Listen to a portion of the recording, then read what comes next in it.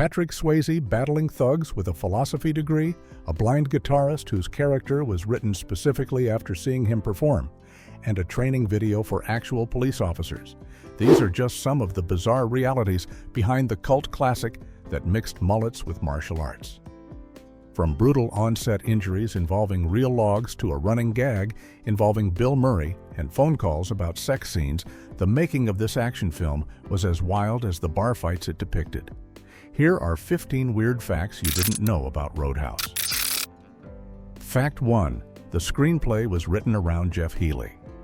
Sometimes the most memorable characters in movies aren't created in a writer's imagination, but are inspired by real people who just happen to cross paths at the right moment.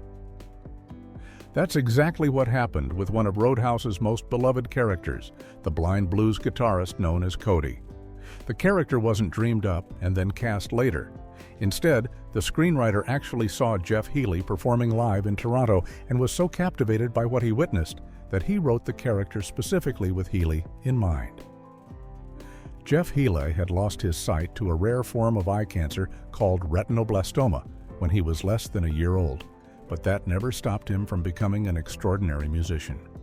He developed a completely unique style of playing guitar by laying the instrument flat across his lap instead of holding it upright like most guitarists do. This unusual technique allowed him to bend and manipulate the strings in ways that gave his music an incredibly expressive and emotional quality. By the mid-1980s, Healey and his band were playing clubs around Toronto and building a strong reputation in the local music scene. When the screenwriter caught one of these performances, he was so struck by Healey's talent and unique presence that he went home and incorporated him directly into the script for Roadhouse. The screenplay actually described the character in very specific terms, a young blind blues rock guitarist who plays with his guitar flat on his lap. When producer Jimmy Iovine later received both the Roadhouse script and a demo video from the Jeff Healey Band around the same time, he immediately recognized that the character description matched Healey perfectly, and the rest became movie history. Fact 2. Marshall Teague hit Swayze with a real log. The climactic fight scene between Patrick Swayze's character Dalton and the villain's enforcer Jimmy became one of the most brutal and memorable sequences in Roadhouse, and there's a shocking reason why it looked so realistic. Much of the violence was actually real. Actor Marshall Teague, who played Jimmy, and Patrick Swayze made a decision early in filming that would leave both of them genuinely injured by the time cameras stopped rolling. At first, Teague and Swayze didn't get along particularly well on set, but once they started choreographing their big fight scene together, they discovered they shared something important, a dedication to making the action look as authentic as possible. The two actors developed so much trust in each other's abilities that they agreed to stop pulling their punches and actually make contact during their fight sequences. This wasn't just light stage combat. Swayze really kicked Teague hard enough to crack his eye socket, and Teague landed real punches that left visible damage on Swayze's face. But the most painful moment came when Teague picked up what he assumed was a breakaway prop log and swung it at Swayze during the scene. The problem was that nobody had told Teague the log was real and solid, not a trick prop designed to shatter harmlessly on impact. When the log connected with Swayze's ribs, it cracked them instantly. Despite being winded and in serious pain, Swayze continued filming the scene without stopping. Later, when the two actors compared their injuries, they had a casual exchange about evening the score. Teague had cracked Swayze's ribs with the log, and Swayze had cracked Teague's eye socket with a punch, so they figured they were even and called it a day. Fact 3. Bill Murray's recurring prank call tradition. Comedy legend Bill Murray is famous for his unpredictable pranks and offbeat sense of humor, but one of his longest-running gags involved making the same phone call over and over again for years, and it was all thanks to Roadhouse. The target of this recurring joke was screenwriter and producer Mitch Glazer, who happened to be married to Kelly Lynch, the actress who played the love interest Doc in the film. Murray and Glazer were good friends, which made the whole situation even funnier from Murray's perspective. Roadhouse features a fairly steamy love scene between Patrick Swayze's character Dalton and Kelly Lynch's character Doc, And once the movie entered what people called its cable television renaissance in the 1990s, it seemed like the film was playing on some channel almost constantly. Murray apparently made it his personal mission to catch Roadhouse whenever it aired, and he had a very specific reason for doing so. The moment that particular intimate scene between Swayze and Lynch appeared on screen, Murray would pick up the phone and call Glazer to deliver the news that Patrick Swayze was currently having relations with his wife on television. What made this prank even more committed was that Murray didn't do this just once or twice. He did it every single time he spotted the movie on TV, which, given how frequently Roadhouse played on cable throughout the 90s and 2000s, meant Glazer received this same phone call repeatedly over the years.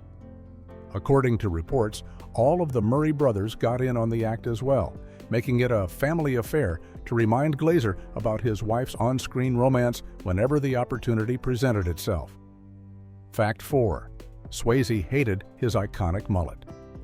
Patrick Swayze's feathered mullet hairstyle in Roadhouse became so iconic that it's now inseparable from the film itself, with fans celebrating it as the perfect embodiment of late 1980s action movie style. The flowing locks in the front, paired with length in the back, seemed to capture something essential about Swayze's character Dalton, a philosophical warrior who was equal parts thoughtful and tough. For decades, the hairstyle has been referenced, parodied, and celebrated as one of the most memorable parts of the movie. But there's something audiences might not know about this famous look. Patrick Swayze absolutely hated it. In his autobiography titled One Last Dance, Swayze didn't hold back his true feelings about the hairstyle that became so closely associated with one of his most famous roles. He described his Roadhouse mullet as the bane of my existence, which is a pretty strong statement considering he wore it throughout the entire production, and it became one of the defining visual elements of his character.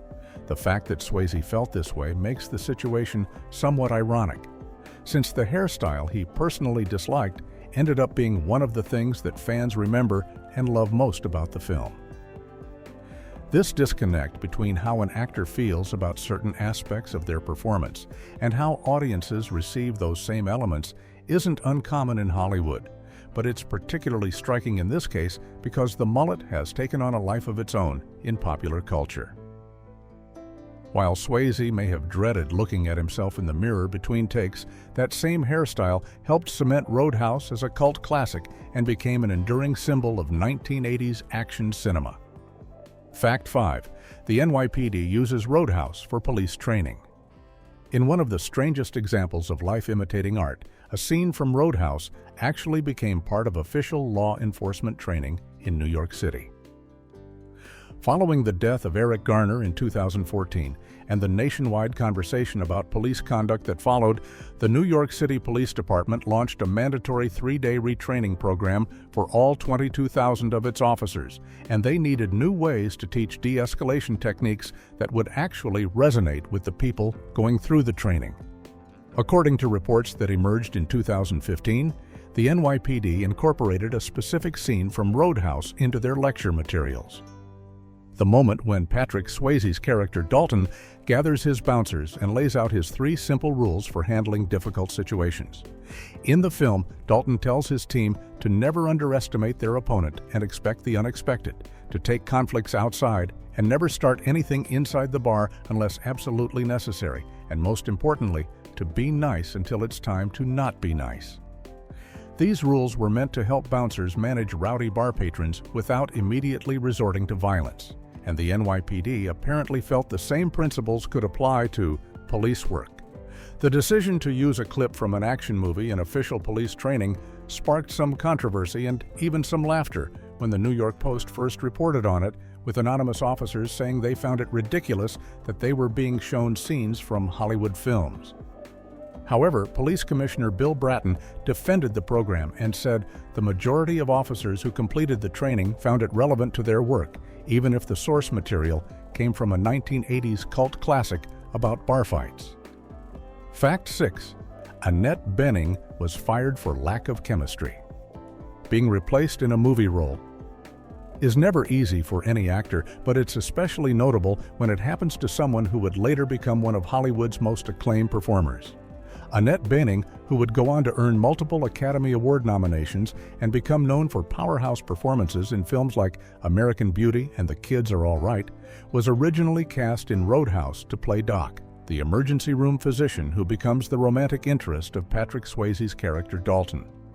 However, she never made it to the actual filming because the production team made the decision to let her go before cameras started rolling. According to Kelly Lynch, who ultimately took over the role, Bening was fired because the filmmakers felt there wasn't enough chemistry between her and Patrick Swayze during the rehearsal process. Chemistry between romantic leads is one of those intangible qualities that can make or break a film, especially in a movie like Roadhouse, where the relationship between Dalton and Doc serves as an important counterbalance to all the violence and action happening in the bar scenes. If the audience doesn't believe in the connection between the two characters, the entire emotional arc of the story falls apart. There was also reportedly another factor at play beyond just the chemistry issue. Kelly Lynch was already under contract with United Artists, the studio releasing the film, which may have made the decision to replace Bening somewhat easier from a business perspective.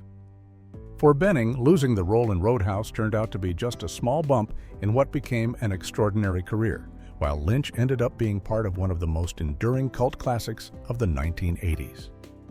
Fact 7. Dalton's philosophy degree is from NYU. One of the most entertaining aspects of Roadhouse is the ridiculous contrast at the heart of its main character, and nowhere is this more apparent than in Dalton's educational background. The film establishes that this legendary bouncer who makes his living breaking up bar fights and occasionally tearing people's throats out with his bare hands also happens to hold a philosophy degree from New York University, one of the most prestigious schools in the country. This absurd juxtaposition between intellectual sophistication and brutal violence is played completely straight in the movie, which makes it even funnier. In one memorable scene, Doc discovers Dalton's educational credentials in his medical file and asks him what he studied, to which he responds that he majored in philosophy with a focus on man's search for faith and that sort of thing. When she understandably asks how someone with a degree from NYU ends up working as a bouncer, Dalton simply replies that he was just lucky, delivering the line with the kind of deadpan seriousness that Patrick Swayze perfected throughout the film. The movie never really explains why someone with this kind of education chose a career path that involves getting stabbed and shot on a regular basis. This character detail also gives Dalton the excuse to drop pseudo-philosophical one-liners throughout the movie, like his famous declaration that pain don't hurt and his insistence that nobody ever wins a fight. The philosophy degree essentially exists to justify why a bouncer would speak in these kinds of cryptic statements while also practicing Tai Chi shirtless by a lake, creating a character who is simultaneously a Zen warrior and a working-class tough guy. Fact 8. Red West was Elvis's Memphis Mafia member Roadhouse, features several interesting connections to rock and roll history. But one of the most significant involves the actor who played Red Webster, the honest auto parts store owner who gets terrorized by the villain's goons throughout the film. Red West, who shared his character's first name, wasn't just another character actor. He had lived an extraordinary life as one of Elvis Presley's closest friends and confidants, earning him a place in the legendary inner circle known as the Memphis Mafia. West's connection to Elvis began back in high school in Memphis, Tennessee, where they attended Humes High School together. According to West's own recollections, he first bonded with Elvis when he intervened to stop some bullies who were planning to forcibly cut Elvis's hair in the school bathroom because they didn't like his distinctive style. From that moment on, West became one of Elvis's most loyal friends, eventually serving as his personal driver, bodyguard, and companion throughout much of the singer's career. He even appeared in 16 of Elvis's movies during the 1960s, usually in small roles or as a stuntman. West was also a talented songwriter who co-wrote several songs that Elvis recorded, including the Christmas standard If Every Day Was Like Christmas and the hit Separate Ways. His relationship with Elvis lasted for decades until 1976, when Elvis's father fired West and two other bodyguards. By the time West appeared in Roadhouse in 1989, he had built a substantial acting career separate from his Elvis connection, but his history as part of rock and roll royalty added an extra layer of authenticity to his role. Fact 9. The deleted ballet training scene. The version of Roadhouse that audiences saw in theaters runs just under 2 hours. But according to actor Sam Elliott, the original cut of the film was significantly longer, clocking in at nearly 2.5 hours before it went through the editing process. Among the many scenes that ended up on the cutting room floor was one particularly bizarre sequence that has become the stuff of legend among Roadhouse fans, even though almost no one has actually seen it. A training scene where Dalton forces his team of bouncers to wear ballet outfits and perform dance moves as part of their preparation for handling the rowdy crowds at the Double Deuce.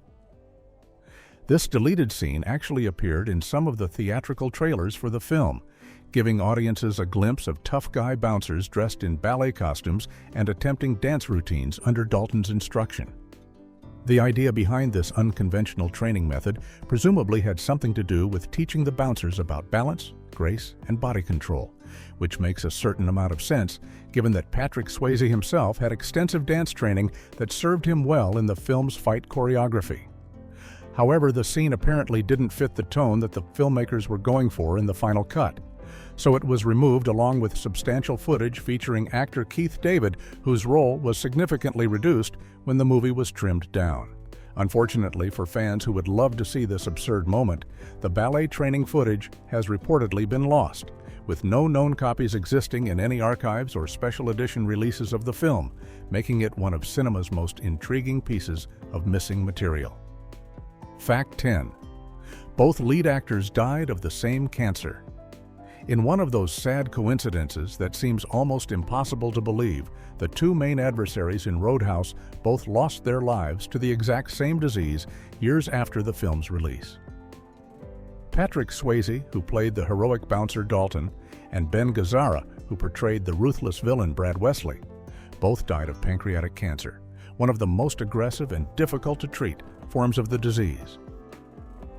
Patrick Swayze received his pancreatic cancer diagnosis in early 2008, and he fought the disease publicly for nearly a year and a half while continuing to work on projects including the television series The Beast. Despite aggressive treatment and his determination to keep working, Swayze passed away on September 14, 2009, at the age of 57. His death shocked fans around the world who had grown up watching him in films like Dirty Dancing, Ghost, and of course, Roadhouse. And tributes poured in from fellow actors and admirers celebrating his talent, charisma, and courage in facing his illness. 3 years later, Ben Gazzara, the veteran character actor who brought such menacing charm to the role of Brad Wesley, also succumbed to pancreatic cancer on February 3, 2012, at the age of 81.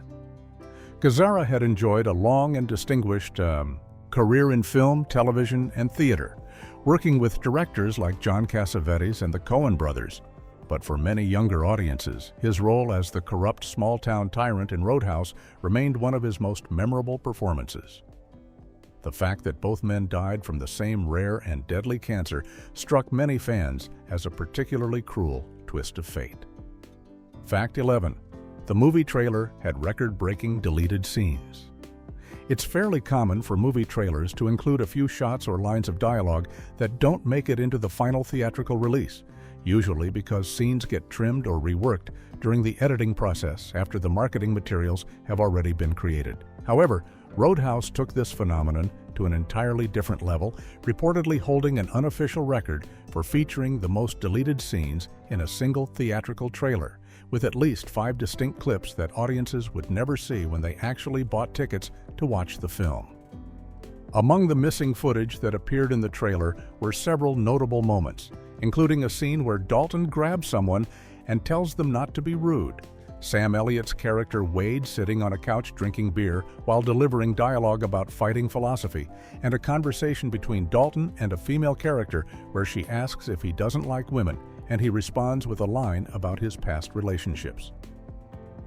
There was also additional footage showing Brad Wesley at the bar after some of the destruction scenes, giving audiences a glimpse of material that provided more context for the villain's motivations and reactions.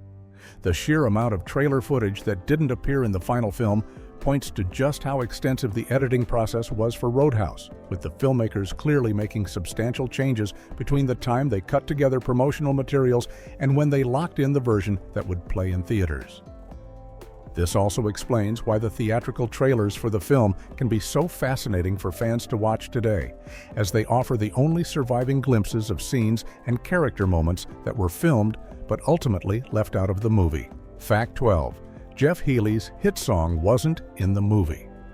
Many people who saw Roadhouse in theaters or discovered it later on cable television naturally assumed that the Jeff Healey Band's breakthrough hit song was featured somewhere in the film, especially since Healey and his band had such a prominent presence throughout the movie as the house band at the Double Deuce.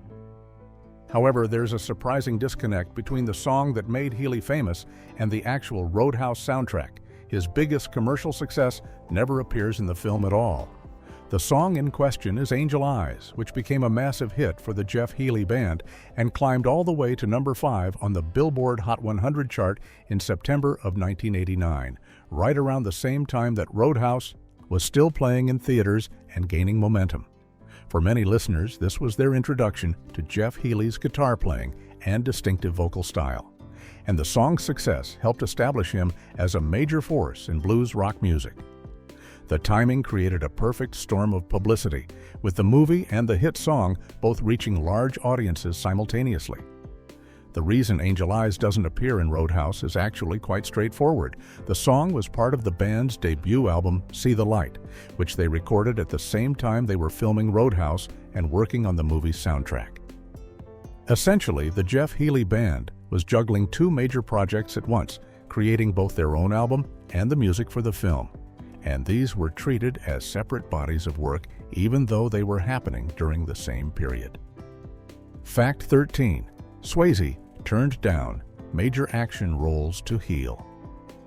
The physical toll that Roadhouse took on Patrick Swayze's body was so severe that it actually changed the trajectory of his career in the years immediately following the film's release. Beyond all the cracked ribs and bruises from fighting scenes, Swayze suffered a particularly serious knee injury during production that required medical attention and continued to cause him problems even after filming Wrapped. This injury became a major factor in deciding what projects he would take on next, ultimately leading him to turn down several high-profile action roles that might have further cemented his status as an action star.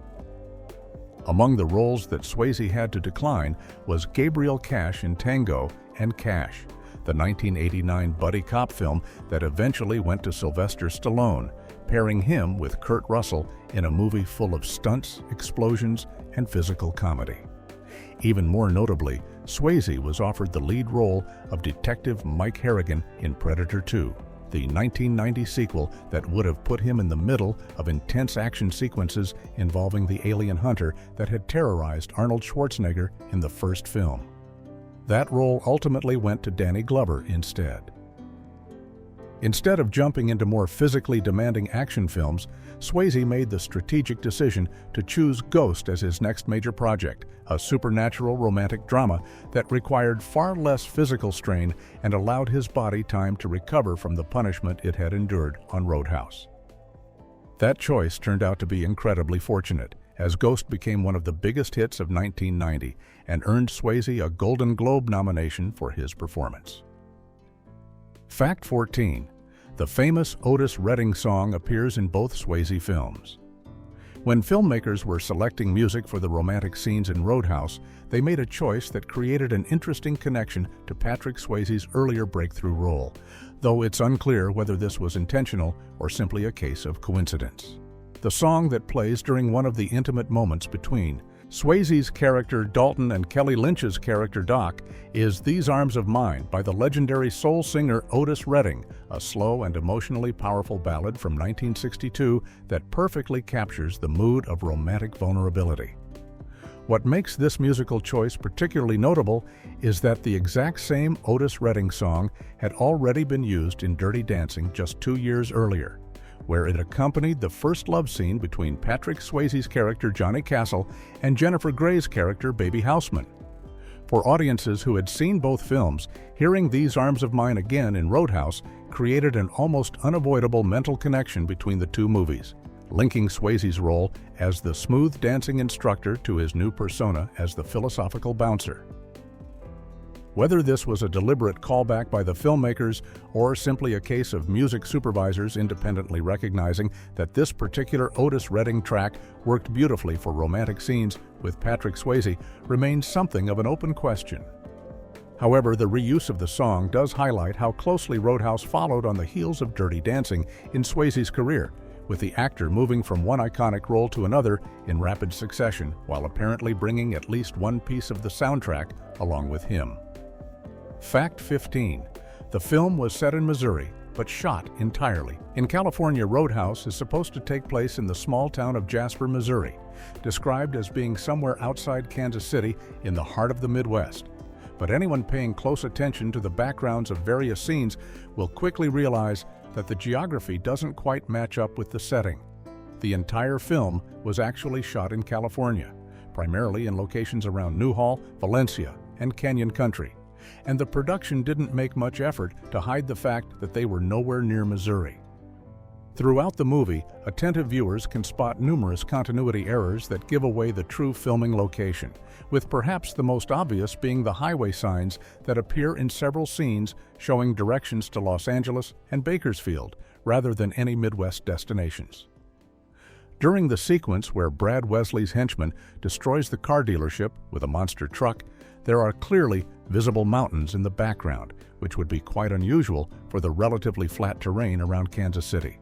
Even more blatantly, when characters drive away in certain scenes, viewers can catch glimpses of signs for California businesses and highway markers that are specific to the state's road system. The famous Double Deuce bar itself was actually a facade built specifically for the production rather than a real establishment, while some interior shots were filmed in an actual bar in Anaheim that has since closed down. The choice to film entirely in California, rather than on location in Missouri, was likely driven by practical considerations, including access to Hollywood crew members, equipment, and facilities. But it does make for an amusing disconnect when the film is trying to present itself as an authentic slice of Midwest small-town life.